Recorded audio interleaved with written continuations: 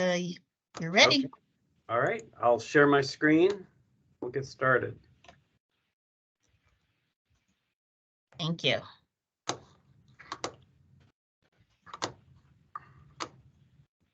And I don't have a good way. Oh, there we go. I can scroll fast. Okay. So welcome back, everybody. I hope you enjoyed our discussion last week. I know I did, and I, as usual, learned something from you as well. And I hope we continue that discussion today. What I have topics that I think are germane to everybody and nothing new in the sense that you're aware of some of these things, but I think it would be fun to kind of discuss what other people in this group are doing for best practices in terms of selecting and retaining employees. And so where we kind of left off at our last conversation, we were talking about the process, and we'd gotten through the first part of it, which was, and I spent quite a bit of time talking about it, is we said job descriptions and how they can actually be really helpful for a lot more than simply, putting it out there saying, this is what the job requires. Do you want this job? Right. And instead, we saw it as a tool that can help you to develop your company internally, whether through training, helping people plan their career, helping you internally plan what roles and needs you'll need in the future, developing equitable pay systems and performance appraisals, among other features that they provide. And then I suggested, I think this is where we left off, I suggested, as you think about the growth of your company, create an organizational chart of what you'd like your company to be a year, 2 or 3 years from now, and the roles that you'd like to see filled in your company. And if you're a small company, you might still have to put your name or the other employee's name in all the boxes. And the goal is to think about how you will work yourself out of those jobs, how you will find people, develop people to take on those roles, and use that to plan for your business. So the next few things are really kind of just advice or best practices in terms of doing the job search. When I teach my undergraduate students who haven't hired people before, I really emphasize these things since they don't know them, because a lot of small businesses will fail to do them. That is, they grab the neighbor down the street. They grab the first person who seems reasonable to do the job just because they feel like it's an emergency or it's urgent. And really want to encourage people to check past behavior. Past performance is the best predictor of future performance. And so when you do get people who provide resumes, you really do want to check the references that they provide. You don't always get a lot of useful information. People will just say great things. I had a tragic issue where I hired a person who got glowing reviews from everyone that she'd worked for. And what I didn't know is that she had a mental health crisis approaching and was not detected or heard from the references. In other cases, references, people are, if they work for a larger company that has a well-developed HR program, they know enough not to really provide very much useful information.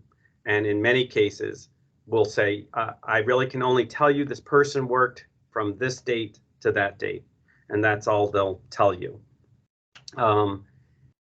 If that's the case, you do have, and I know I have 1 or 2 professionals in this area.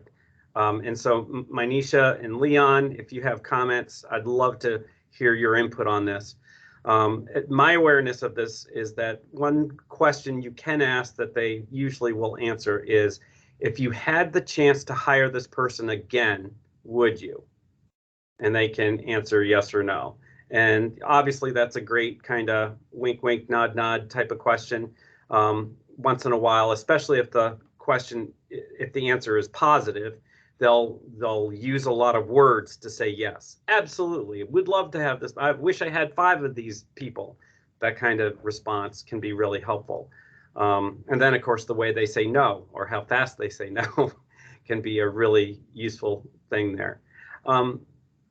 Leon, is that your understanding of the process? The kind of when we ask former employees for input when we're making a hiring decision?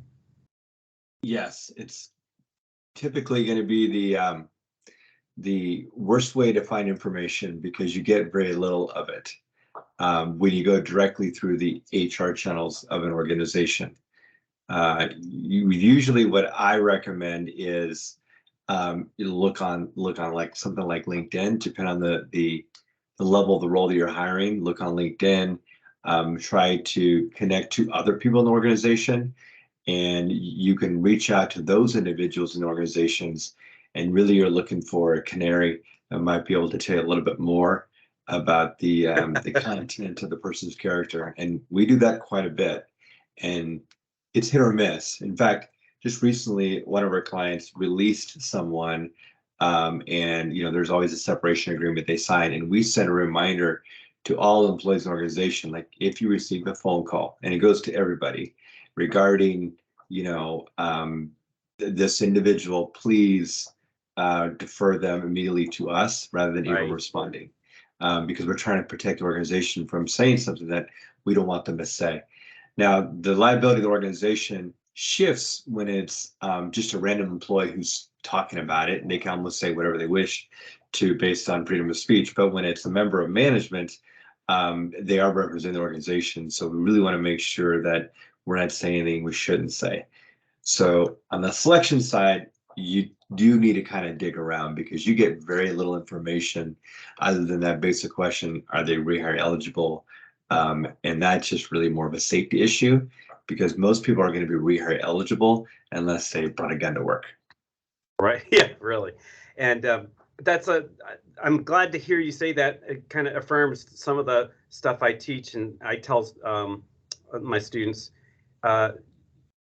One thing you can do is find out who their coworkers were or right the same level in the organization. Intentionally call the wrong person and ask for the person who used to work there. Oh, they're no longer here. Oh, really? What happened to Susie? You can legally fish around. The company, though, and I love what you said, how you're very careful to inform your employees what to say and not say. And, the good thing for you as a person trying to hire is a lot of companies aren't that well informed and they don't take those precautions. And it's totally fair and legal for you to ask any question you want. It's up to people to answer it. But it goes both ways. And I love the fact that you are so proactive on helping your employees know what to do and not to do. So even then, facts on resumes. And this is a picture of, who is this? It's Nick Nolte. Nick Nolte, right? Getting a mugshot for driving on meth or something. He had a bad day. But you check his record, and people. Well, obviously, people inflate things. So when things sound like I led or I directed, it turns out they were an assistant to an assistant or whatever. It's worthwhile if you can get someone to talk to you. But if you can't, you really can just ask the candidate what their roles were and did they report to someone, were they following, try and get a more accurate meaning on what those accomplishments really are. The other odd thing is people actually do lie, and my favorite stories are the football coaches who were getting paid hundreds if not millions of dollars and they put down like a fake MBA degree on their resume and got fired. 2 of them were national cases of that. So you can check the facts, make sure. I think LinkedIn is a good resource, but there are other ways to, identify whether they really were a member of something or in particular, a leader of something. Has anyone ever found something that really turned out not to be true on a candidate's resume? So hi there. Yeah. This is Helen. No, I actually have a question because I find that, like you're saying, and I go through a lot of interviews, and and I believe everything they're telling me. You follow up with references, but then when it comes down to doing the work, that's where you uncover a lot of things. So I'm always curious, does anybody have like a good list of questions that you think help vet things out?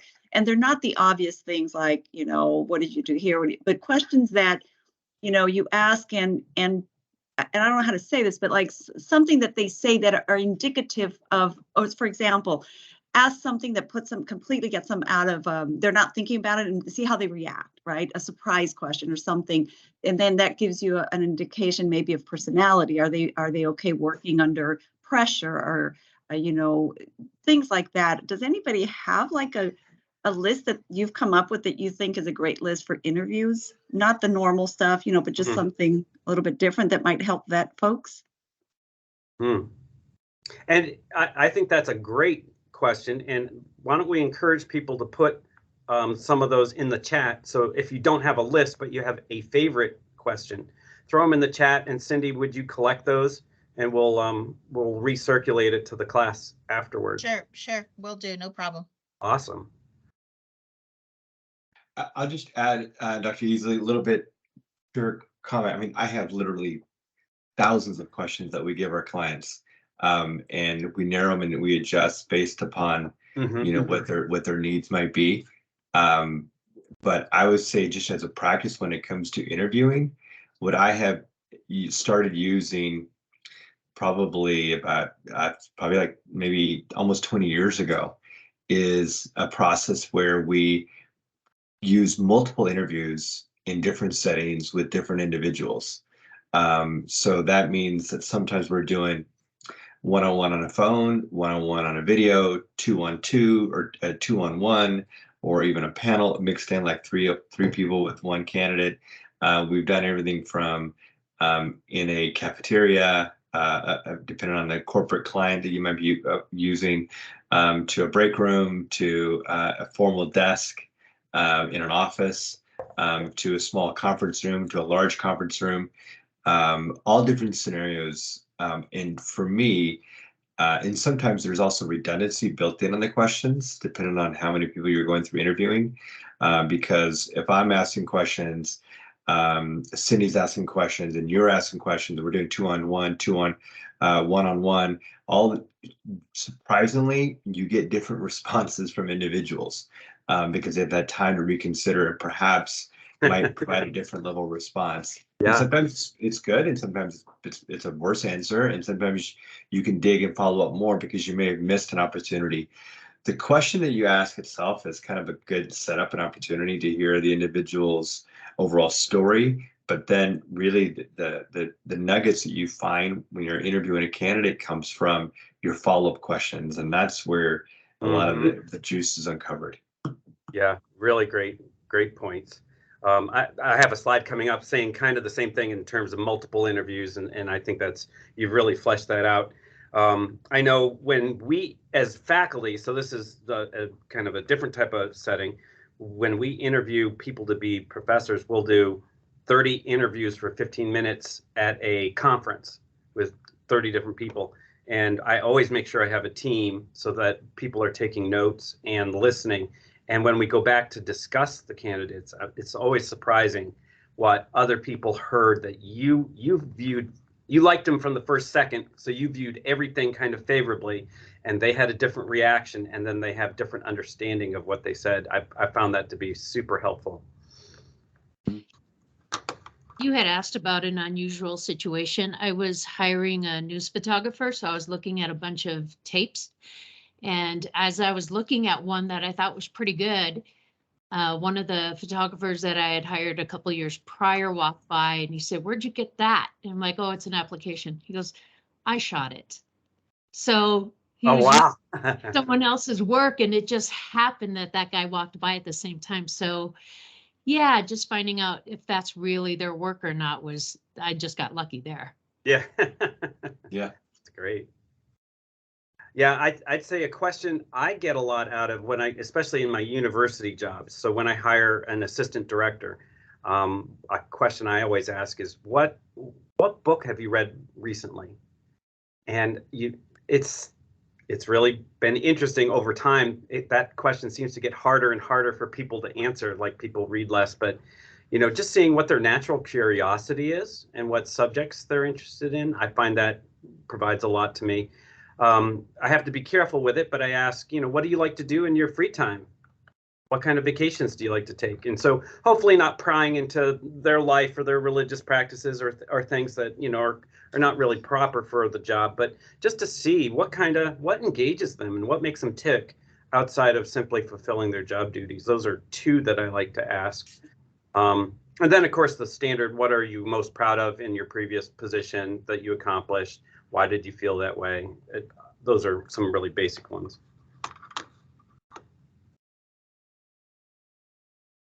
Dr. Easley, yeah, please. One other thing.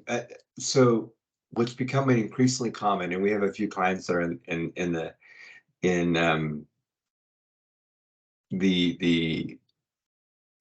drawing a blank on the high tech space.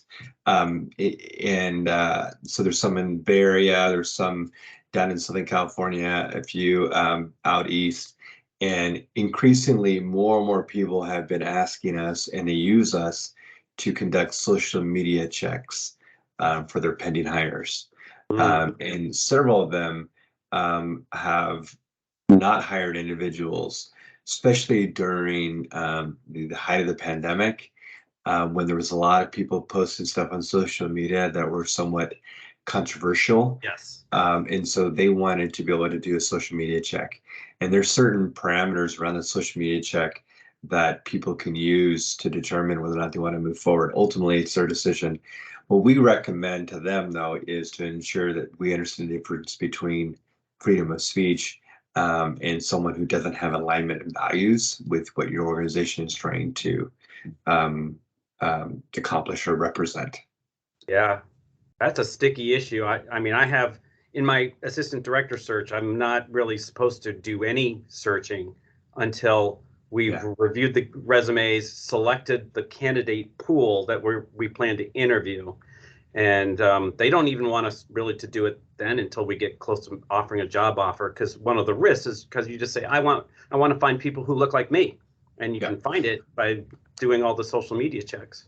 Yeah, and we definitely discourage any of our clients doing anything on their own. So the difference is between this tool and the company that we run it through compared to you doing your own is the difference between you pulling your own background checks and find out someone's criminal history on your own compared to going to a service. Right. And so that's the difference. Like people say, well, I'll just use my own LinkedIn, my own Facebook and figure stuff out. I'm like, don't do that.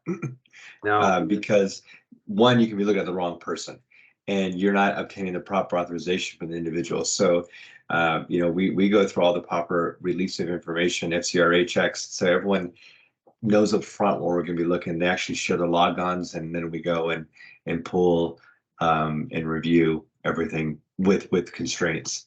There's still a lot of privacy lockdown, but you get the gist of what an individual and how they're representing themselves. Yep.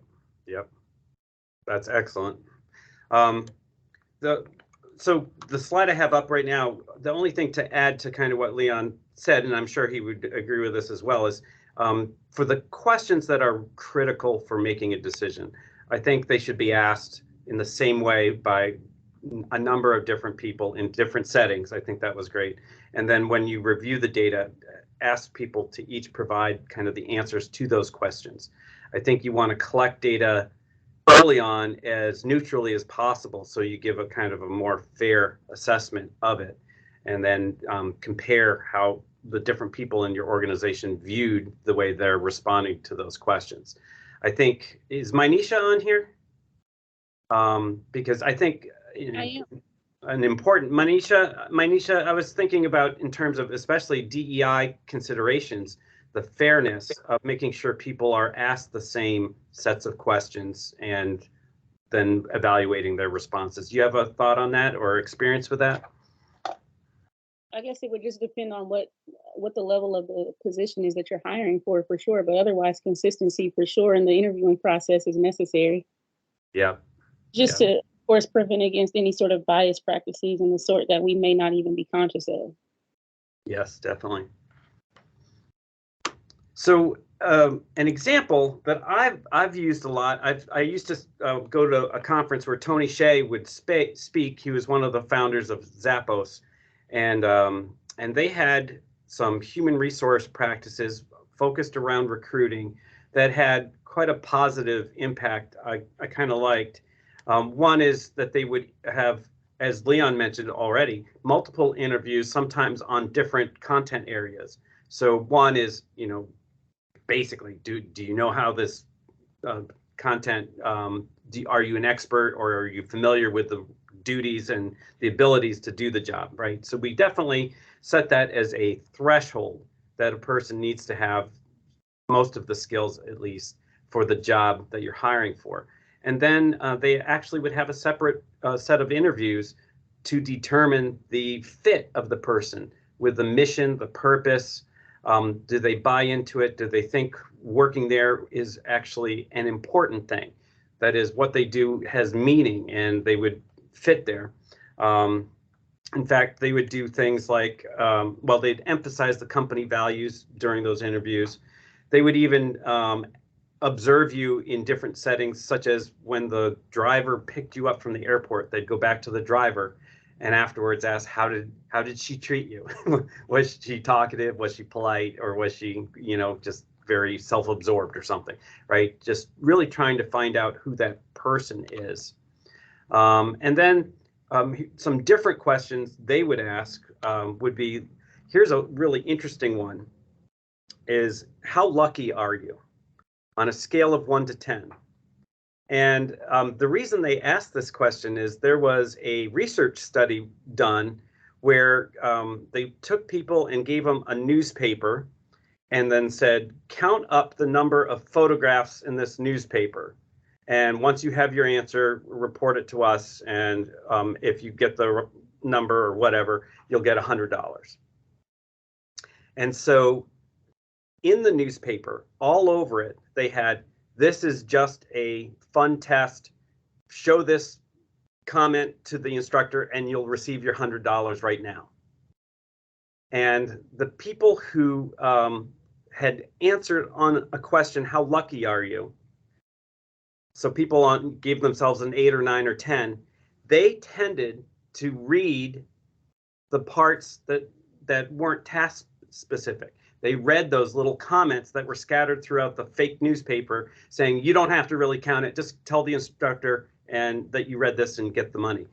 And the people who felt less lucky were very task focused and didn't see or read anything outside of what the duties were assigned to them and just were mechanically counting the pictures. Now, I'm not saying that's not necessarily a bad thing when you have a person who's satisfied just doing the duties, but I think for companies like Zappos, where they wanted people to engage more with their task rather than just fulfill it mechanically, they found this strong correlation between how lucky you felt and their willingness to kind of look at things outside of just what they were tasked with doing was a helpful selection filter. Another one they ask is, how weird are you, right? And you probably don't want someone who rates themselves a 10, but also rating yourself a 1. They were looking for a certain type of cultural fit. And there was no specific number there, but they were asking people to kind of reflect on themselves. What kind of personality, what kind of person are you bringing to this company?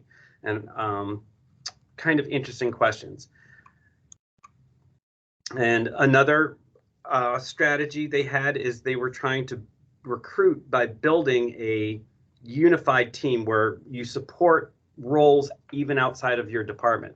And so whether they're hiring a financial officer or a warehouse worker, they started everybody on the phones because at the time, Zappos, their priority was premium customer service, which was delivered really not by email or text, but by personal conversations on the phone. They'd put their phone number, really large numbers, on their webpage. They encouraged people to call. They had no time limits on the call, so employees didn't feel rushed. They encouraged employees to talk with the customer about their dog or whatever they found in common. And so they asked every employee to experience that, because in their minds, they were designing their business around the support of that customer interaction. And every role in the company ultimately had to make that as successful and positive as possible. So that kind of job rotation was a tool that helped people come into the company well. And then my favorite part of this is that after the 6 to 8 weeks of training a new employee, they would offer them, and these employees were earning $15 an hour at the time, they would offer them $1,000, $2,000 to quit, saying, okay, you've been with us for 8 weeks, you know what lies ahead of you in your job going forward. If that doesn't appeal to you, we'll give you $2,000 to quit. And in the first few years they did it, they had very few people take it. They had to keep raising the amount until they hit 2,000. And in the last year or two that they offered it, nobody took it. And what I love about this strategy is you're trying to get engagement of your employees. And when you turn down what must be the equivalent of a month's pay, and then and so let's say you're offered it on Friday, and then you come in on Monday morning thinking, I just turned down $2,000 to keep this job.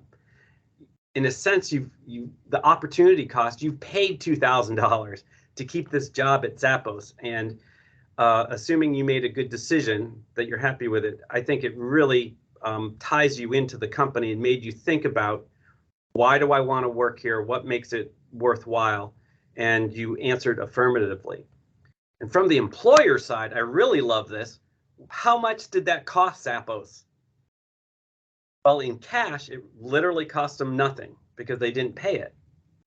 Now, on the other hand, they had to set up a whole process and system that ensured they were selecting people who would like to work for the company. They were providing good training. They were picking good cultural fits, all of which was an infrastructure cost to develop that reputation that allowed them to say, we're so confident in our hiring process, we can make this offer and it won't cost us much.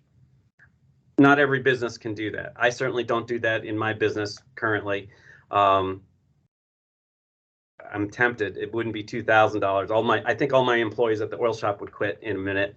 But because we don't have, I'm not Zappos and I don't have the scale to do what they're doing, but it's kind of an admirable process. Anybody ever heard of something like that, or have a comment whether you think what they're doing is a long-term positive strategy or it has some drawbacks? I personally like the idea, because many times what I find in the business, and I think also different business types, right? Things might be a little bit different, but for us in IT, if I wait too long, I'm losing a lot of money with a resource that is not, there is no outcome for the amount of money they're being paid. So I would prefer to say, hey, I'll give you this much. And at that point, I know that the resource wasn't interested, maybe, working with the team, but I'm also not going to lose the money if I keep them there for a month, 2, 3 months until I figure out it's not going to work. Yeah. We did it when I worked in education. Many of you probably know that, terminating a teacher is a very challenging thing to do. So we had a very thorough interview process that we'd run our candidates through. However, many of them at the end just weren't cut out for the work that was being asked of them. And usually here in the state of Colorado, there's an opportunity to do what we call a non-renewal of a teacher, which is basically kind of a breakup, but they're very tenuous and cause a lot of strife in the communities, and some teachers are very vocal about it. And if you don't get approval to get it done, because ultimately it needs to be approved by the Board of Education, we're stuck with these teachers for another year. And the sooner so it becomes very challenging for us to hire better teachers. We'll continue to keep these teachers aboard. But also, we thought that it would be an opportunity. This was done about 10 years ago. We thought it'd be an opportunity because there's an advantage that districts have if you identify your openings as soon as possible. So the non-renewal process usually was done in March or April. We moved up our notification period to February and told teachers if we felt like they weren't going to be a good fit and that likelihood they would be non-renewed or they didn't want to be here anymore, that we'd pay them money to quit. And many took us up on that offer, which now then opened us to be ahead of other districts to hire that many more teachers before other districts had the opportunity to interview them. Smart. So it was very successful, but still controversial. It went to the newspaper and a few different media outlets, but it really actually didn't get much blowback from it at the end of the day. So it was successful for us, even though a little bit controversial. Yeah. Yeah, the price of having someone around after they're no longer producing what the results you want, it's quite a bit higher than $2,000. Yeah. In almost every case. Yeah. Or whatever you might have paid more if you're paying out teacher salary. I'll skip my joke. Using tests, and again, I'll ask my HR professionals to chip in on this. I think it's really important that if you do try to screen people with tests, that they be appropriate to the jobs you're hiring. Nobody gives IQ tests anymore, right? Because that's not a job skill. And you can't just say, I need really smart people around me. You might as well give a beauty test as well. I want pretty people around me, right? It doesn't make sense and you can get in trouble. The example I have here is Target gave the Minnesota Multiple Personality Index test to security guards. And they sued and won, saying, you're discriminating against us. That's not a job test. Now, you would think if you have armed guards, you don't want them to be schizophrenic. But they won in court saying it wasn't applicable to the job. So if you have a job test, if you need to add numbers, sure, have a adding test, have a spelling test if they have to write things. Indeed has a number of tests that you can ask candidates to take, and it will measure things like being conscientiousness, or I think there are a couple technical or mechanical tests you can put on there. But you have to be careful that it's appropriate for your job. Leon, what kind of tests are you comfortable seeing companies give to prospective employees? None. None? None. Yeah. It's after they get hired, it's okay. But before, none. Other than, I say none. I mean, if you're doing like abilities to, as long as you're providing a proper accommodation for somebody, their ability to do 10 key, the ability to use a computer, to typing speed, all that kind of stuff, those are more black and white and less, will have less issues. But many people use tests that have not been validated. And when you're using a test that has not been validated, using proper tools, you're really opening yourself up to lawsuits, just like Target did. I don't know if we have any football fans here, but let me ask, and Leon, I'm going to put you on the spot a little more. What do you think of the use of the Wonderlic tests? Well, they actually they use a different version now than I don't think they actually use Wonderlic anymore. Okay. There was a big story that came out. I can't remember what it's called now, a different tool. And I don't even know if it's the same company, but I'm also not a fan of it, but those are different because these people are not, ultimately it's a job, but they're going through a drafting process.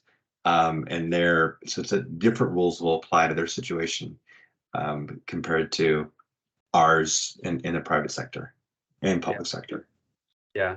Because, there was a thing where NFL football quarterbacks were being forced to take the Wonderlic, and they're trying to say, what does that have to do with being a quarterback? And kind of challenging. It's kind of like a IQ test to some extent, really, just seeing how fast you think and respond to questions.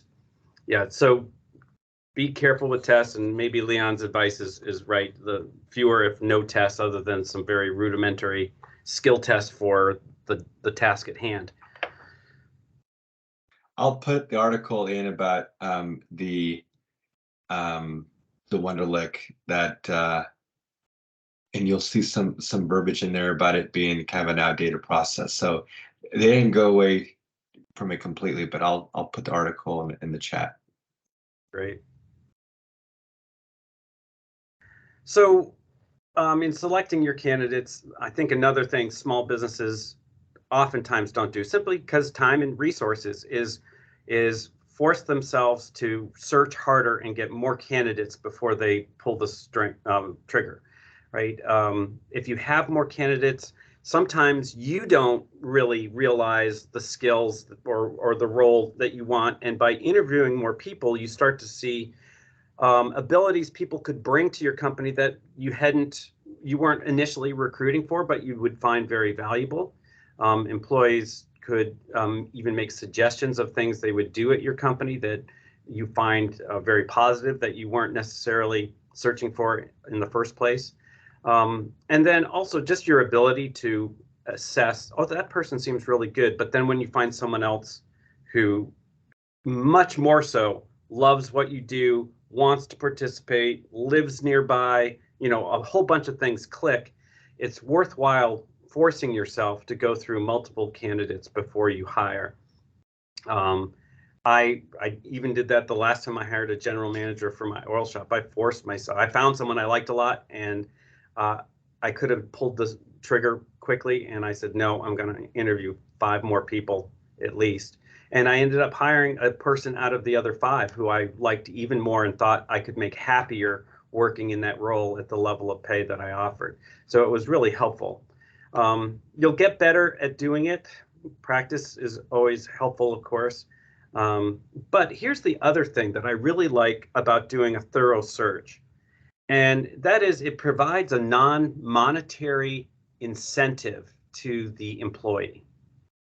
That is, if you can tell a person, we had 50 applicants, I've interviewed 10 people, and Susan, I feel like you would absolutely be the best candidate for this job. Would you consider working for us? And right there, they have it's like they've won a little bit of award or a prize, and it increases the value to the candidate. So when you just hire the first person who comes in the door, they're like, oh, you're so desperate, you'd hire anybody. I'm not that important to you. And when you take a lot of time and trouble with the search, I think it really provides a non-monetary incentive that hopefully will promote engagement when they come in.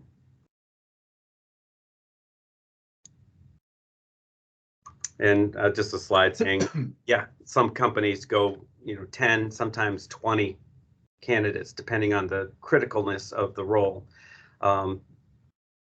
Just throw that out there. So hiring people, you select them, you bring them in, and how do you incentivize them to stay on? And the one thing that I've seen in the workplace that I think is usually the worst, and oftentimes it's associated with unionization. And I'm not anti-union, but I'm well aware of the drawbacks unions sometimes create in the workplace. And that is annual increases based on tenure.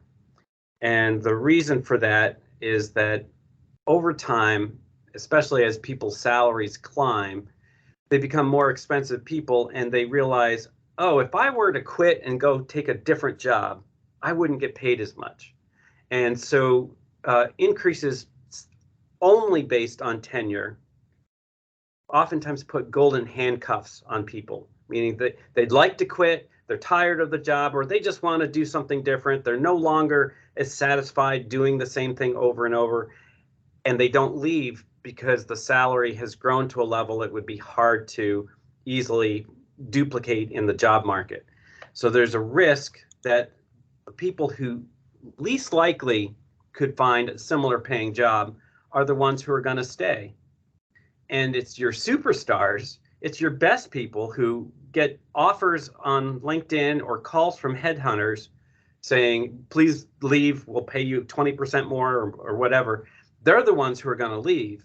And the ones who stay are the ones who haven't grown in the role or just have become disaffected with the job. So that's why I really encourage people to think about systems. And this goes all the way back to our talk of job descriptions and organizational charts. Think about ways to develop people and reward them for accomplishment, for training, for growth in the role, and ultimately for taking on more responsibility in the business. That is a real incentive to people. I mean, you can't always keep people forever, but for the time they're there, you'd like to see them 110% engaged. And if they're getting training, you're helping to fund their master's degree. Maybe they were getting an MBA and you support that to the extent you can, or other type of training, certifications. Maybe there's a license in the industry that you're in that they can aspire to.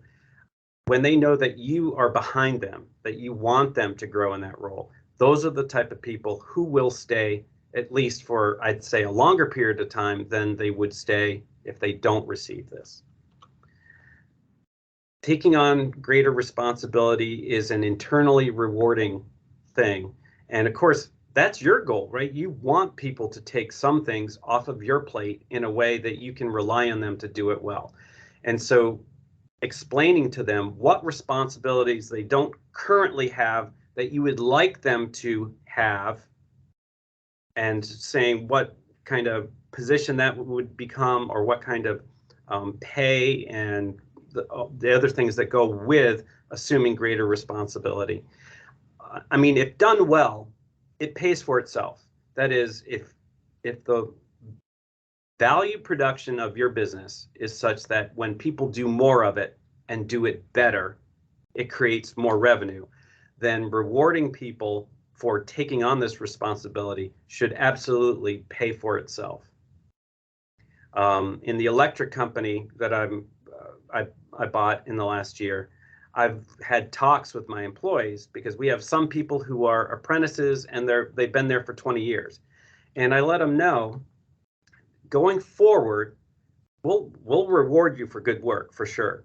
But the largest rewards will be going to those who step up, get their license, their journeyman license, and take on apprentices and develop our business, because we're going to grow. And I told them we're going to go from 15 to 30 to maybe 45 employees. And I want you to envision your role as a leader of people in this company. If you want that, if you want the extra rewards that are going to come with the growth of this company, prepare yourself for more responsibility. And some of my employees just want to be electricians at the level they're at. They're fine. That's all good. But I had 2 employees at least that I never thought would change their mind about that, come in and say, hey, I want the code book. I want to start studying. I realize now that's what I want. That will fulfill me. And was a very good experience. They were great electricians already, but now they realize they need to take on responsibilities of leaders of small teams. And so now I can tell them, hey, once you first of all, you get your journeyman's license, here's a different level of pay, and here's obviously a different set of responsibilities. And then as you take on an apprentice or 2 under your tutelage, here is the extra responsibility, here is the extra pay, and here, you are now going to be a key person in the growth of this company. Have people had, I'm sure a lot of you have had conversations with your employees like this. Do you find it as motivating for your employees? And do they oftentimes come up with new responsibilities that perhaps you weren't even designating for them, that they say, hey, how about I do this? Can I assume proactively additional roles and duties?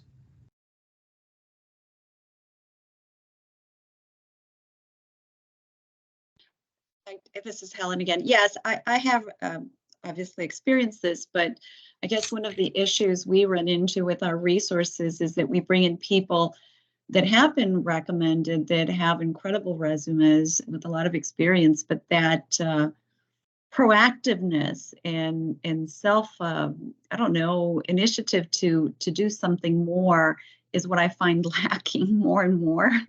Yeah. And that's the type of stuff I would love to know, you know, when I talked earlier about questions that can help us vet that, right? To see people, because we want people that are, and we're willing to pay more and we're willing to do, you know, whatever we need to do, but it's just seems to be harder and harder. I don't know if it's just something I'm experiencing or others are feeling the same thing. Yeah, it's kind of symptoms of that quiet quitting that we keep hearing about, right? I think when you bring in someone from another company that had maybe a better system for one of the things you do than you're currently using, to invite them to share that, because I think as a new person, you want to make waves, but you might, as the new person, you kind of see where things could be done differently and more efficiently. But I don't know that that is always invited information from the new guy, right? Mm-hmm. Yeah. Yeah, in fact, I'm doing that. My electric company is small with almost no professional systems for management, and everyone we're hiring, I'm doing interviews with them and asking them what systems did, they came from a large company. Did you like that were useful? How could we implement them? Are you interested in being responsible for that? And so I've tasked a couple employees with safety protocols that they learned at other places, and I'm asking them to implement them at ours. And then equipment maintenance is another one. So I think that's a great way to now take them and give them more responsibility, and they feel like they're a leader in that area for the company. It's been very positive.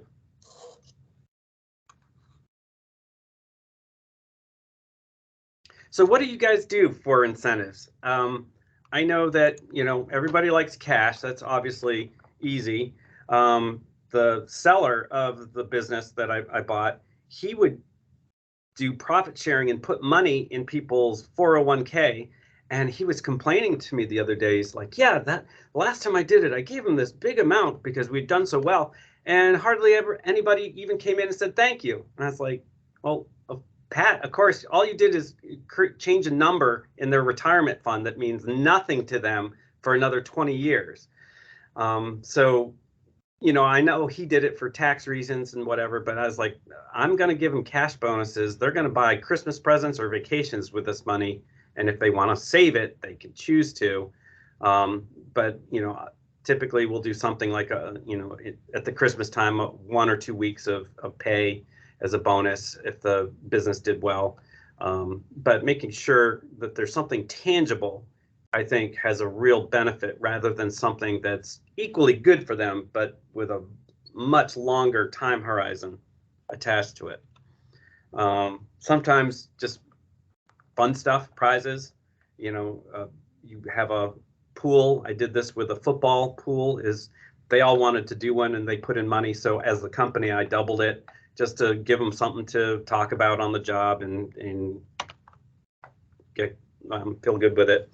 Time off, of course. And here's the interesting, I think, about time off. Some employees value that more than others. We could have, basically with my senior electrician, I have an unlimited time off. Take all the time off you need, just keep the company running. And I can't get him to take enough vacation. He'll take 3 days in a row. That's his longest vacation ever. So it works well with him. He doesn't really want more time off. But another senior electrician who's just been doing it a long time, and now he has kids playing football, he's like, I really want more vacation time. And I said, okay, instead of doing the same amount of cash bonus I'm doing for other employees, we're going to put this into your vacation time. And so he gets a fairly generous amount of vacation time for an electrician, but that fit his life, made him felt like he was listened to. And the hilarious thing, of course, is he's such a hard worker as well. When he takes the time off, he makes up most of the lost work when he comes back to work anyway. So that's a win-win. Doesn't always happen, but with the right employees and with the right relationship with your employees, I think that can happen. And then equity or ghost shares. And so I'd be very curious to hear from others in the group. if you have done anything with equity or if you came in with partners to begin with, it's very tricky because you are giving up a portion of ownership to other people. My situation is somewhat unique. I try to be a passive owner. I kind of run the strategy of the business, but I don't actually work in the business. And so I find that to me, it seems almost an ethical issue that I need to give rewards to the people who are creating the value. And so I do have a investment plan for my key partner in the electric company over 5 years. He'll get 2% a year until he gets to 10%. And at that point, he has enough equity that he could go get a bank loan from the SBA and buy me out, or buy a huge portion of the company out from me. It's really tied him. Those are golden handcuffs. I'm trying to squeeze them on him really tightly because I don't want him to leave, but he'll also make multiples of what he would have earned as just a field electrician. A lot of time with lawyers trying to work all of that out and how it vests over time. You don't award it all at once. And then with a couple other key employees, I'm doing something like ghost shares, which means pretend that you had equity in the company. If you owned 2% or 5% of the company, you would get 2 or 5% of the cash flow or net income of the company. And so they are very tied to the performance of the company. They know if the company does well, they're going to do well. And the nice thing about that is there's no legal issue with it. I just tell them, I'm going to treat you like you have a percent of ownership. I'm not obligated to pay it. I'm aware if I don't pay it, you'll get mad and quit and leave. And that would be the opposite of what I'm trying to achieve. So you can trust me that what I tell you will be honored. And so I have 2 people on either side of my key electrician getting ghost shares. And they're very excited because they realize that that's a formula to improving their income, in this case, somewhat significantly. Has anyone had success or tragic failure with vested equity or profit sharing?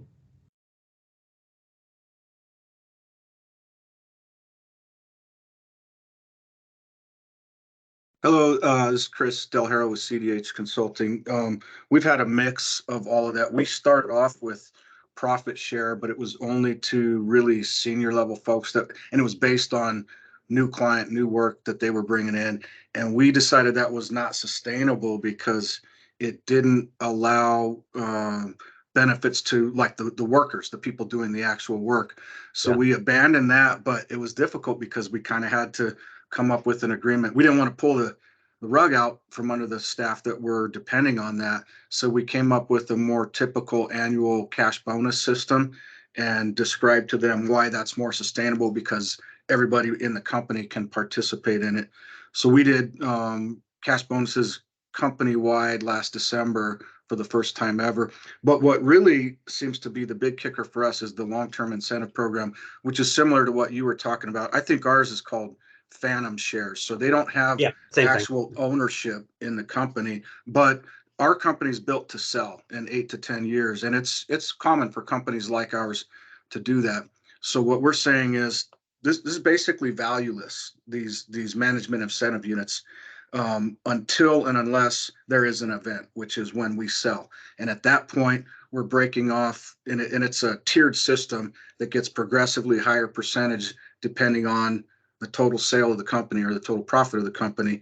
But we're breaking off a percentage of the profit that then gets distributed to those staff that hold management incentive units.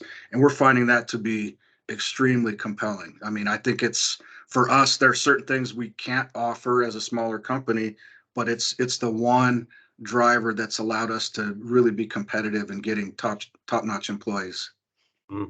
Nice.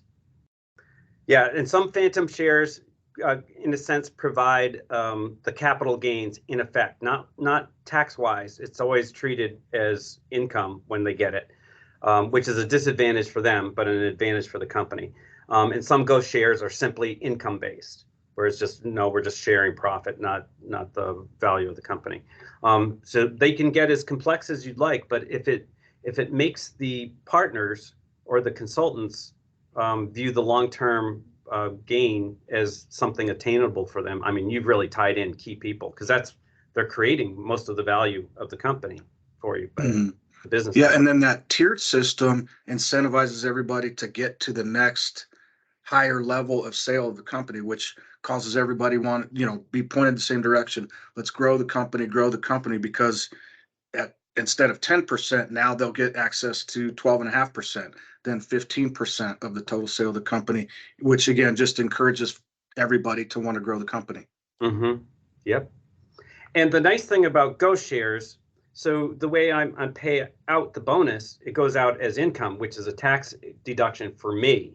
Whereas if I do vested equity and I actually pay real dividends, there's no tax write-off. It's just a loss of income. So there's always that to consider when you create your pay system. What benefits you the most, what benefits your employees, and what mix of that do you want to have? A curious question, just since we have this group here, has anybody worked at a employee-owned company that was an ESOP, an employee stock ownership or whatever program? Has anyone worked at a company like that and what was your experience if you did? Dr. Easley, it's Mynisha Spencer here. Yeah. I'm thinking about one of our clients. It's a large construction company here in the Midwest region, but their offices are out of Omaha, St. Louis, and Kansas City. We contract with the 45 employees who work here out of the Omaha office. They are very much so, every single employee that is hired there has an equity or has equity in the program because they treat them all as, equity within the workplace. Because of this program, they treat them all as if they are owners. And I think that it is a really interesting tool for employee engagement. I don't necessarily know that I've seen any, I can't say in the last 24 months that we've seen any retainment tied to that particular program or incentive, but for sure, if nothing else, engagement, because as you pointed out earlier, the better performing the company, the better, right? They'll do from an investment standpoint. So I have seen that, but I don't necessarily know that it has increased the level of retainment or served as some sort of combative mechanism for attrition in the workplace. Yeah. Yes. And when you say equity in this context, you truly mean like ownership, stock, share, physical ownership, right? And yeah, Mike, the question I'm wondering is just for the lower levels, it's a smaller percentage until it reaches retirement. Does it really drive their personal engagement with the company, or is it just kind of more like a marketing tool for the company to say employee owned, which means we all care like owners? I'd like to learn more about that because that's one of my exit strategies for the electric company would be an ESOP, but that benefits me. I'm not sure. Does it really provide the benefits to all the employees, or does it just make everybody tasked with the risk of ownership? It's a question I'm floating around. I know a number of small ESOP companies here in Omaha, like A1 United is a HVAC company. A lot of times it's in the trades, and I get mixed comments from the people who are on the staff regarding the way the ESOP operates. But it was supposedly designed for the benefit of employees. I think it usually is for the benefit of an owner who would have difficulty selling at the price they want. So they just get a valuation done, take a huge loan from the bank, assign that loan to the ESOP, and then they take the money and let the ESOP pay it off. Okay. Other non-monetary rewards kind of reviews some of the things we've talked about today, actually, is, while promotions might come with pay increases, the fact that you have promotions, that you have paths for growth can be very rewarding to the right employees. And so having titles, reserving titles so that people can grow into them, don't make them the president of something on their first job. Even if you don't have anyone else to fill that role, you might want to reserve titles for people to grow into. Awards where you could be employee of the year, employee of the month. Come up when you give those awards, make sure what they have done is identified so others in the organization can recognize, oh, people get recognized when they go above and beyond. So we do that when there was an emergency call over the weekend. I had 2 electricians, just unbelievable, dropped everything they're doing, saved the company all the food that was going to spoil in their convenience store. And, we made a big deal about announcing that was remarkable work. And, we don't currently have an Employee of the Month award or something, but that's something based on my own thinking here is worth pursuing. If they are responsible people and they have assumed responsibilities, more freedoms, and that might be flexibility with their hours. So employees that I hate to say I least trust, but let's say I'm not as comfortable assuming they know how to organize themselves and be productive, unsupervised, as people demonstrate, hey, I'm getting stuff done. You don't need to force me to be, at my desk 40 hours a week. Those kind of freedoms oftentimes can be appreciated. And the goal is to lay that out to employees that with additional performance, with additional responsibility, there are additional freedoms. And it might come down to simply reporting, to work at certain times or flexibility in that. If they have to pick up kids or attend sports events, you don't tick every hour off that they're away if they're getting their job done. And that can be a strong incentive because they know that if they left and went to other employers in town, they would be back to a rather strict schedule, perhaps. And in fact, a reward to the right employees is that increased responsibility and delegating in a sincere and authentic way. That is, you delegate without taking it back or hyper supervising what they do. And I think a lot of people fail to consider that formal review process is actually one way of rewarding good employees. Employees who do a good job, yeah, you can say, hey, great job the other day, and while you're passing in the hallway. But if you have a formal review system that at least once a year tells them, here was what we were expecting, here's what you did, we think it's amazing, you are on the right track. For good employees, that's a very positive thing. Good employees look forward to their reviews because it's a chance to hear some good things that they might not hear in other contexts. And so again, at the electric company I had, nobody ever had a formal review.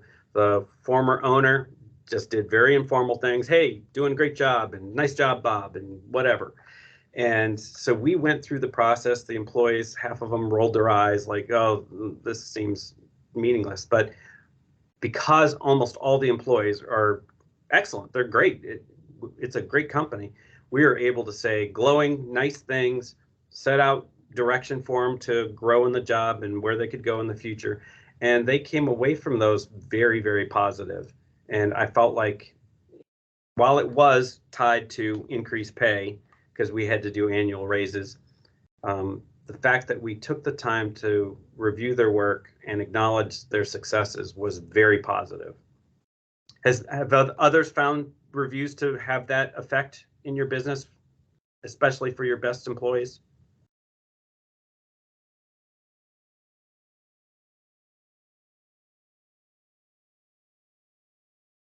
Yes, this is Chris with CDH Consulting. We were being a fairly new company and just kind of flying by the seat of our pants. We had never done annual reviews, and we're getting a lot of pressure from staff to do so because people, especially high producers, they really want to know how they're doing. They want to know where they stand and if they're, achieving high from our perspective. So we did those. It went fairly well, but it was difficult for me because I had to give reviews to folks that would historically have been my peers in prior companies who now I'm doing their review. And it was really difficult for me and maybe more difficult for them because anything that was even the hint of constructive criticism just seemed like complete criticism. So that is a big learning curve for me. Yeah.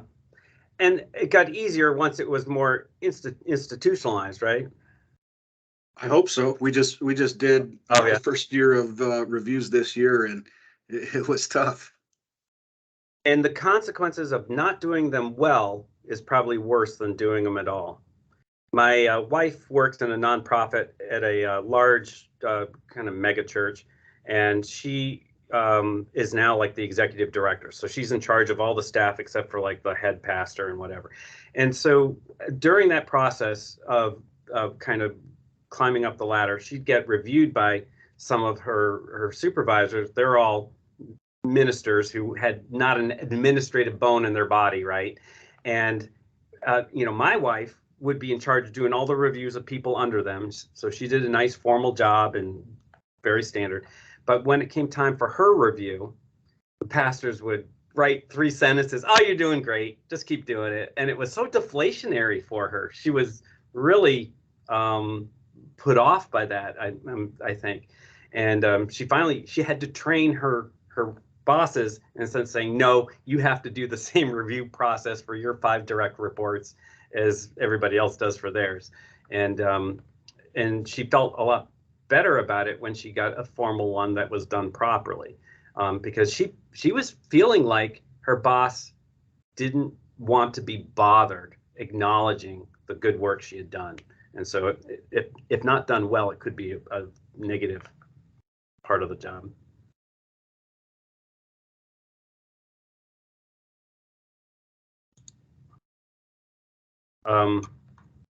So the next 2 slides, I won't really spend time on. I'm just saying, here's a company that put together, it was a manufacturing company here in Omaha, and just put together the progressions so people knew what they would go through. And they do, you know, each one of them, they'd have some formal training and then some review where they, you know, either took a test or they had to talk with management about the process. So learning about the company, and then the next 2 levels getting deeper into the way the company works and the actual skills needed to be a operator in the factory in this case. And then further progression so that they could see what does it take to get up to a level where you're a leader and you are in management. And that would be a multi-year process, but they laid it all out for them from the very start. So the best employees who really wanted to pursue that ladder of achievement and promotion knew where it was taking them. And so that's tough, especially for us smaller businesses where we don't really know what some of those roles will be until we grow into it. I think we can still sketch out an idea of what it would be and just keep that in the minds of our lowest level employees. Retaining employees, oftentimes their satisfaction at the job is super important. I used to do a lot of surveys for companies, and the weird things that would come up that would assess their satisfaction. One time it was a very large manufacturer of porcelain, you know, like bathroom equipment, and we did a 5,000 employee, or very large. It was 1,000 employees, and one of their branches was having trouble, and the assessment determined that the coffee pot and stuff was always broken in the break room, and it wasn't clean in there, and that was causing huge dissatisfaction because they felt like management didn't care. And simply changing that one thing improved some issues with that location. Assessing job satisfaction with other things, I think it's always helpful. It's a chance to get feedback and to give employees a voice. The interesting thing, Gallup, and I think I mentioned this last time briefly, the #1 predictor of engagement is I have a best friend at work. And in this case, this is from Gallup. A best friend at work makes you 7 times more likely to be engaged in your work. And so when we think of our hiring, I think the role of your employees in that process to make sure that the people you do hire in will be potential best friends, or allow the employees to help in recruitment of people that they already like, is a important aspect of this. So if Leon's in the room, I'm going to ask you another question. Leon, what do you think about Gallup Strength Finders, and can companies give you that test before they make a hiring decision? My middle son was given Gallup-like tests multiple times before being offered a job. And in several cases, he was turned down and they said, yeah, it just didn't look like you're a good fit for us based on some type of personality test. Yeah, so same issues they run into is just about validation. There are some survey data tools that are a little bit more expensive that you can use that will survey a person's personality and professional index. But again, I typically try to avoid them because they're usually inherent if they haven't been validated with a lot of issues where one party may be adversely affected by the questions that are being asked. So what I typically try to recommend to most organizations, and I do like the Gallup tool, and I use it as one of the tools that can be used for team building post-hire. Yeah. Gallup is one of them. Emergenetics is another one. There's many other ones that are really good, strong tools that are a little more elevated compared to Myers-Briggs and DISC, which are more like, candidly, I usually tell people those two are been used for years, but they're kind of equivalent to a quiz you find in a magazine as to whether or not a boy or a girl likes you. So it's not great. But Gallup and Emergenetics feel a bit stronger. Again, there's a few others, but what the Gallup tools really provide a lot of opportunity for you to embed these questions in your interview process. So I can't remember who was asking about questions earlier, but usually there's some great questions that you can find ways to incorporate the questions here into your interview process. Gallup doesn't have these questions per se, but there's a book that came out a while ago. When I say a while ago, probably like 15 years ago, that has something called the Q12 index questions. Mm-hmm. In the Q12, the book is like the book. Gosh, what is the book called? I'll find it here. Is it? I mean, I think that best friend at work question is part of the Q12. Yes, it is. Yeah. But there's ways to phrase those questions that this book actually gives some ideas and thoughts to incorporate into your interview process. But yeah, the best friend is one of the questions. But if you just ask like, hey, do you have a best friend at work? You're gonna get they're gonna look at you like you're freaking weird. Like, why does that matter to you? But if you're asking a question more like, how do you spend your time at work, collaborating, working with your coworkers? Do you go to lunch together? Do you hang out together after work? How do you develop these professional relationships? That gives you an idea as to, oh yeah, well then they'll say, I go to lunch frequently with the same group of people. We've been working together for 5 years, and one is actually my close friend. And so you get to your answer, but then asking it directly the way it's put out in the Q12. Yeah.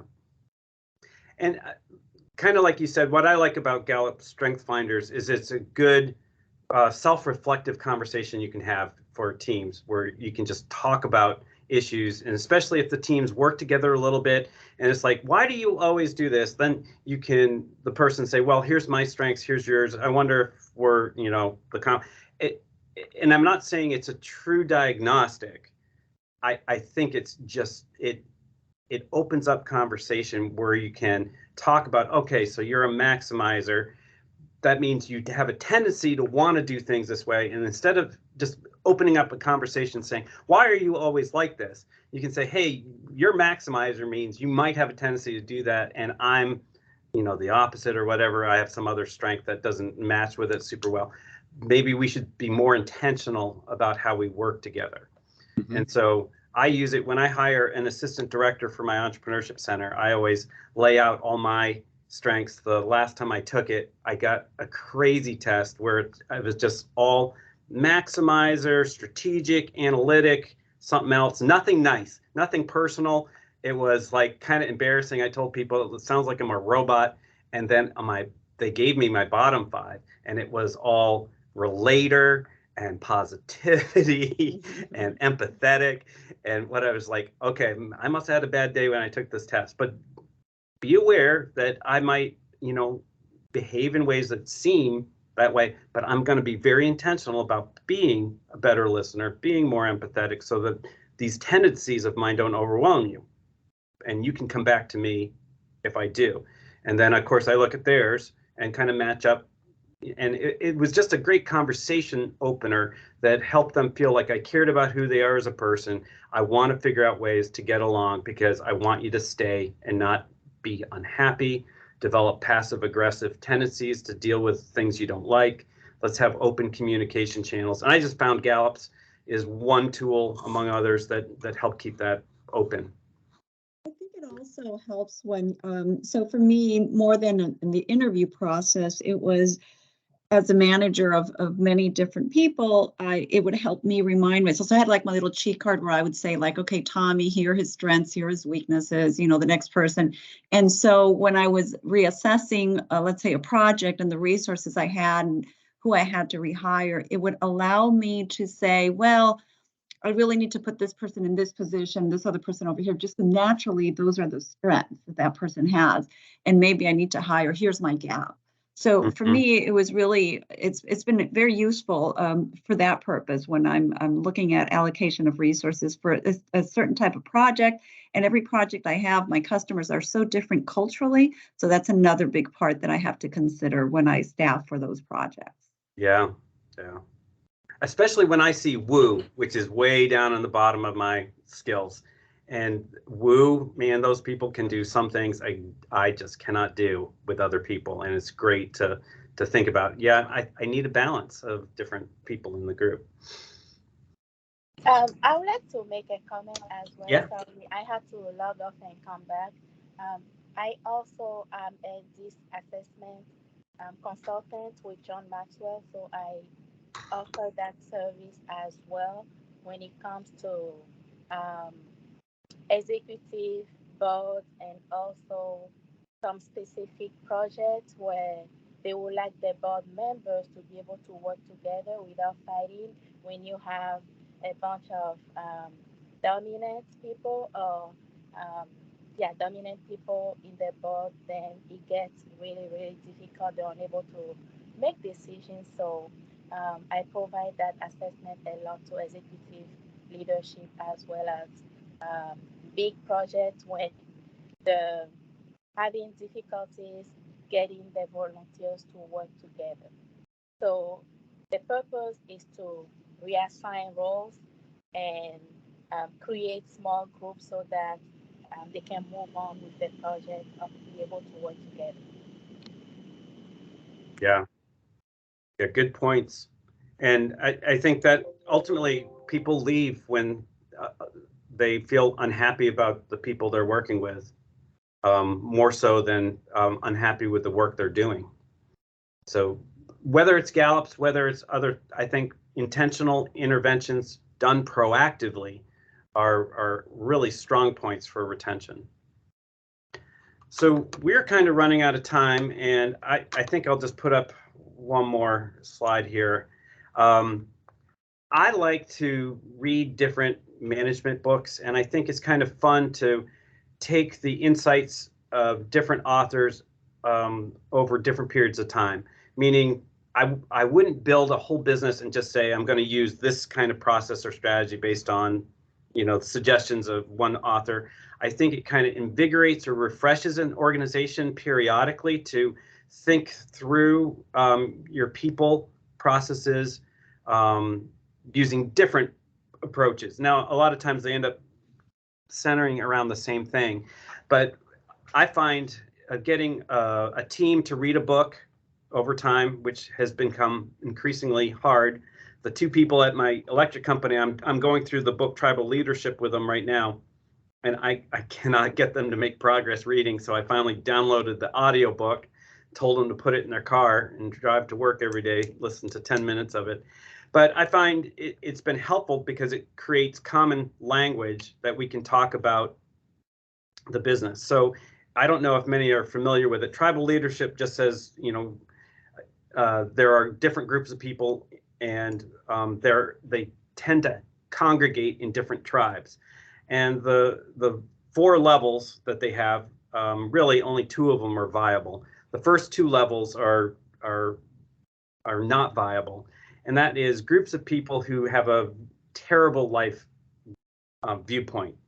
So you come into the organization and you just think everything's terrible about life. Level 1 is a very dysfunctional person, probably a person who's suffered abuse, who has maybe mental health problems and addiction problems, and just views everything is terrible. And of course, those aren't people you can retain in your organization and rarely would stay around. But then you can get people who acknowledge that the world isn't irrational or totally awful. It's just bad things happen to them. And they're the person always moaning and complaining about their job, their life, their car, their dog. Everything for them is bad. Again, not a very functional, but I mean, I certainly know I have at least 1, if not 2 employees who kind of take this attitude.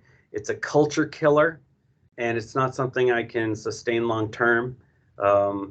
And it's too bad because they can do the work, but they're removing from the company rather than giving to it. And so the goal, of course, is to at least get to level 3, where you have people who are confident in their work and like to compete. This is actually where they say the majority of workers are who are successful in their jobs. They say, in particular, professors are like this because we don't do anything together. We all individually, I published a paper, I taught a class, I. And the word I is kind of the dominant thing you'll hear from them. Doctors, even worse. Lawyers are like this, tend to be, and it's harder to build a collective out of them. But the thing about level 3 is usually they are people who've accomplished, who have developed skills, who have abilities. They can be very good at their job. What they haven't done is transcend themselves to a point where they can view the goal is not just their own ability or accomplishment, but to get to we're great as a team, and realizing that it's not simply what they contribute that makes the organization run well, but that the infrastructure that allows them to perform at a high level is also a critical component of it. The culture, the diversity that the other employees bring has real value, and the goal is to use your best skills to build up the collective in the organization. So I find it's just fun to work in with my leadership team and just share this vocabulary, and then review the employees, and then go talk with the employees about saying, because we really don't, I maybe have 1 employee in 1 business that's in this room. I have a lot of employees here. And so just talking about, I think we're an excellent technical company. My goal is to move us from the I'm great compared to other people to we're great, and openly talk about processes like that. And for me, my employees are in the trades. They're not used to it. They haven't heard that very much. And they see that I'm putting my money where my mouth is. I am reviewing people for building up the company rather than just themselves. I'm rewarding people for improving the company rather than just their own accomplishments. And we just talk about it openly. And I just find, similar to Gallup Strength Finders, going through different management books that have their different terminology provides language for people to talk about things that they wouldn't normally bring up. And I'm hoping as I go forward with it that it continues to build a culture that they feel is, we did not have that culture when we were at that other larger company or that other very tiny misrun company. Other books, I had a slide, it's missing now, I don't know where it went. The 1 Minute Manager, and it just has 3 things saying the 1 Minute Manager proactively sets goals for each employee, provides many praises to them when they see things done well, and quickly does a redirect or reprimand as soon as possible when things go wrong to minimize the need to correct them. It's so simple. It's like, well, most of us as managers already do that naturally. but I shared it with my team so that they'd see, this is how I'm hoping to work with you to some extent. And now I want you to share it with the people under you so they have a expectation of how their leadership acknowledges what they should be doing, how well they're doing it, and correcting things that aren't going wrong. So it sets expectations for the employees. And I just find that has helped us have a language that's kind of internal to our company, and I think has allowed people to accept more, correction, but also get more acknowledgement for small wins. And ultimately, I think it's the strength of that culture that will increase our retention in a non-monetary way and allow us to continue to add new employees who want to come, stay, and grow with us. I think I'll just leave off there. Are there comments or questions? People have something that they kind of wanted to say earlier and didn't get a chance to get it in, or would like to throw out a question to Leon or Manisha or any of us? Yeah, real quick to the three of you, I'm curious, with all the questions, how much do you take in like nonverbal communication? I don't know if you've heard of like the 55-37-8 communication style, where 55% of your communication comes from body language, 37 comes from tone, and 8 from words. Do you factor that in when you're looking for employees and kind of using that real-time data when you're talking to them to assess whether or not they'll be a good fit or not? I'll respond. Yes, absolutely. But I think it does depend, John, on the role that you're interviewing for and what their work might be. So it seems we're just conducting a search for a CEO, which I will share with everybody once it becomes official. But we start with, as Dale laid out, the description, and then we build the announcement. But we spent a lot of time with the board and the leadership group to really understand the nuance of this individual and what's being asked for. How much is this person going to be behind the scenes? How much are they going to be in front of people? Are they raising capital? Are they, there's a lot of different nuances. Are they meeting with a lot of their staff? They're talking to lenders. There's a lot of different types of interactions where it's going to matter how, what their body language is like, and how they're even making eye contact and interpreting others' emotions. So a lot of what you're referring to is kind of the EQ and being able to get assessment as to whether or not they can adapt and adjust to this role. But different roles, different types of organizations require different things. So you got to weigh that accordingly. And there's really no magic ratio for that. And my only thought on that is the tendency to form impressions is very quick. It's biological in us. What is it, 11 seconds? You formed a somewhat accurate and permanent idea about somebody. And so all the tools that we talked about earlier, make sure other people interview, other people observe, and other people ask the same questions to try and neutralize what might be an introductory bias that just comes in because they sat down and maybe they're introverted or they don't smile the same way. The hilarious thing is, people, when I'm not talking, they're like, "Are you all right? Are you angry?" And it's like, "No, I just have a resting bitch face. Sorry, it's just my mouth curved down and I look very serious when I'm thinking, and I'm not unhappy." And so, because I know that's the case for me, I always try and do what I can to avoid basing it on my initial impression of a person. But I do 100% think our bodies do portray our interest and engagement in things, for sure. And John, thank you for the question. I would yield to both the comments made already. I think for sure body language can tell us more than sometimes words can. But also, I can't remember who on our last call maybe shared something to the effect that they did an observational study during an interview process or something similar, and noticed that folks who had their hands balled up meant that they didn't get the job, or that they were untrustworthy or anxious or something like that. And I would just say, to Dr. Easley's point, for sure, to make sure that we are not letting those biases creep into place. And otherwise, I guess in that same token, not ignoring the observations that we're making. So simply inviting individuals to, ask them and to have them share or expound upon what sort of body language they had. So I just recently helped facilitate this morning from 8:45 a.m. to 9:45 a.m. An interview where, anyways, one of the questions came up. We're interfacing with this candidate, and instead of just making a note that, oh, she rolled her eyes when this question was asked, you simply say, hey, I see an eye roll there. Can you maybe share about that experience, so that you're not making any sort of biased or prejudicial, observations. That's interesting, Manisha, just asking him about some of those physical reactions when, could you say something like, it seemed like you really struggled to answer that other question, or it seems like that was not a big point of interest for you. Am I reading that correctly? Can you? That's right. That's right. That's fair to say, just so that you're not making, and maybe holding on to the assumption that, oh, they struggled with this question. Maybe they didn't struggle at all.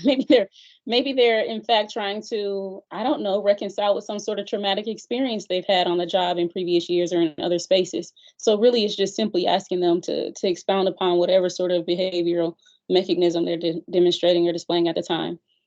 Especially when you know that the candidate pool that you are interviewing or interfacing with is maybe a little more diverse than your own lived experiences, right? If you have folks on the interview panel who maybe understand that, man, anytime, I don't know, hair is brought up in the workplace, that it brings on a different layer of thought processes for certain individuals, then, yield to that and maybe understand a little more just by simply I would say guard yourselves with information whenever you're in a space like that, because asking questions it's in many cases the best teaching tool you can ever avail yourself.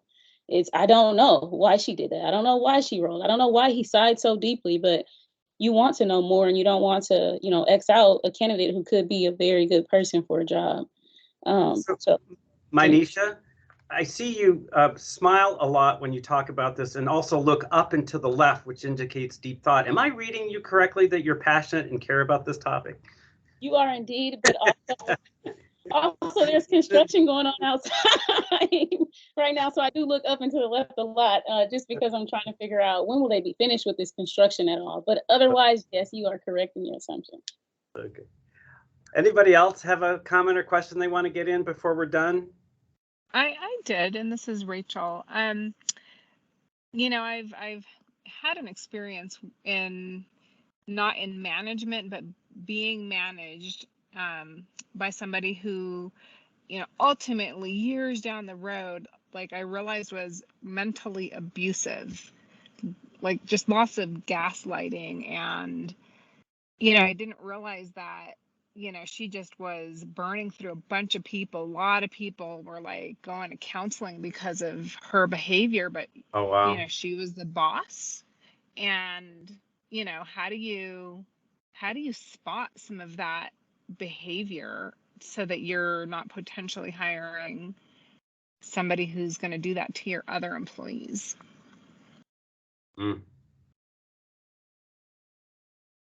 Let's throw that out to everybody. Anybody with insight on that?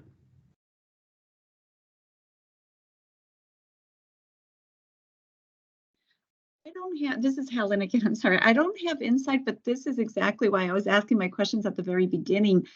If we could come up with some ways of, I think, Leon, you touched a little bit on this, on some ways of asking questions where you're not asking a question directly, but you can identify certain behaviors. Because I had a similar situation with a senior project manager. Her qualifications were extraordinary, but after a while, there was some psychological thing going on, and her behavior was almost a little bit like bipolar, where she was good one day and the next day she was yelling at the customer, and I was getting calls from the customer like, what's going on?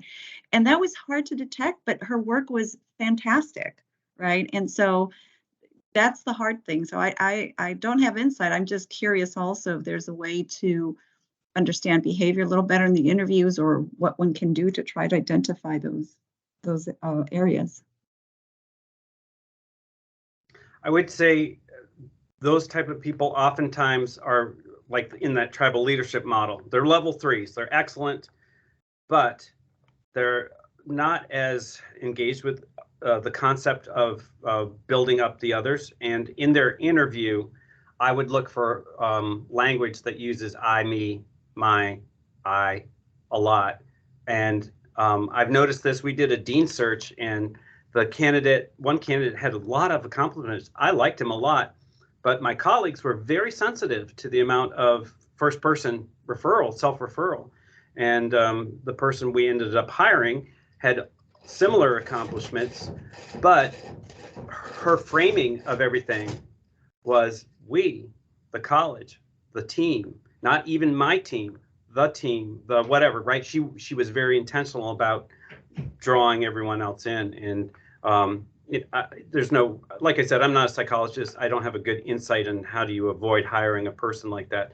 But I would say there is an egocentrism that is unmonitored, right? I probably have the same level of egocentrism, but now I'm really intentional about, oh, I'm not going to use that word. And I have to think hard about it because I actually want to say it, but I don't because I know what it means to other people. And I think that, Dr. Easley, is what you said earlier, because my husband also taught at universities for a long time, and it's more of an individual type of job. You know, it's what you're publishing, it's what you're writing, it's what you're putting. But in my industry in IT, and I don't know about the rest of the folks here, it's a team effort. Nothing is done by one person. So the we is very important in any conversation. If I hear I's, I'm like, you're not going to be you don't have a team culture. So it really depends on the field, right, that we're coming in. So that's a good one. And we do take that a lot into account. But the psychological part in people is a hard thing to identify. So. Yeah, I would agree. I would just add to what's been shared already. This is why I recommend there to be multiple interviews, because you need to change the scenario, the environment frequently for these people that you're interviewing. Redundancy of questions is really important.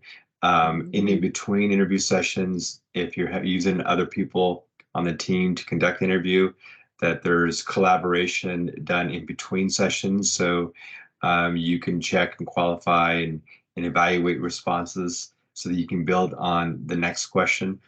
But, again, I think, as I was sharing earlier with John's comment, I think it depends on the role that you're hiring. So everyone would say, like, I don't want a narcissist on my team, but there are many, many good sales executives, depending on your organization, that are narcissistic in nature. And you may want that. But if you have a team of those individuals, it may not be effective. So you need to figure out what level of narcissism you're willing to accept on a certain team and how many of them are team players. So therefore, in those kind of roles, you do want them to hear, you want to hear, I have done this, I have accomplished this, I have developed this network. But if your team is more of a sales, if your department is more of a sales team-oriented activity, where you have warm leads and leads being done and reach outs and they're working collaboratively, then a person who demonstrates those characteristics will not be valuable to your organization. So you kind of need to have different types. I really post-hiring use emergenetics. I mentioned it earlier as a tool in hiring or evaluating and placing people on teams. And I used it for my own team on our last retreat, and I've done it for other organizations on their retreats. And it shows up beautifully. And fortunately for my team, we all were in each quadrant, which is what I was looking to accomplish. It's not that I followed the emergenetics plan in interviewing, but I've also been interviewing for 25 years, and I've fired a lot of people too. So I can understand a little bit more of the nuances of what we're looking for in hiring, and the dynamics of having different personalities in your team is really important. But you don't want anybody who's going to be an absolute jerk. Typically, most people don't go out looking for that. Well, we're well over time, so I need to wrap up and turn it back over to Cindy. But I thank you guys. The last 4 weeks were really fun for me. I always enjoy these discussions. Thank you to the people who spoke up, particularly in areas of your expertise. I hope you do that more in the future as well. And then the next 2 sessions are what? We're Dr. Adidam with marketing? Correct, concept? yes. Yes. Okay. I And believe he's an that's true. award-winning teacher and he'll be great. You'll have a lot of fun. He has very strong opinions and great advice. Very much so. Thank you, Dr. E. Appreciate you. You're welcome. We'll Thank see you you, at Dr. graduation. Thank you. Appreciate Thank it. you. Very Bye-bye, much. everybody. It's fantastic. Bye-bye. Leon and Mike, thank you too. Sure.